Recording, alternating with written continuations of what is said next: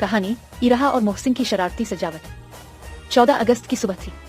उम्बी ने कहा, इराहा मोहसिन, घर को खूबसूरती से सजा देना। दोनों ने झंडियां, गुब्बारे और सब्ज और सफेद रिबन निकाल लिए। शुरू में तो सब कुछ ठीक चल रहा था, मगर फिर मोहसिन ने शरारत की। इसने गुब्बारा फुलाने के बजाय इराहा के सर पर फोड़ दिया। मोहसिन, तुम तो काम खराब कर रहे हो, इराहा ने गुस्से से कहा। अरे, ये तो 14 अगस्त का मजा बढ़ाने के लिए था। मोहसिन हंसा। फिर इराहा ने बदला लेने के लिए सब्ज रिबन मोहसिन के गिले में लपेट दिया और बोली, लो जी, तुम भी पाकिस्तान के झंडे जैसे लगो। आखिरकार दोनों हंसते हंसते घर सजाते रहे। दीवारों पर झंडियां, खिड़की पर परचम और छत पर गुब्बारे, सब कुछ तैयार हो गया। उम्बी ने आकर देखा तो हैरान रह गए। ये तुम दोनों ने सजावट की है या मेला लगा दिया है? इराहा और मोहसिन एक साथ बोले।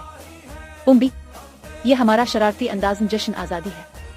सबक, मॉरल, खुशी और मोहब्बत के साथ की गई शरारत भी यादगार लम्हे बना देती है।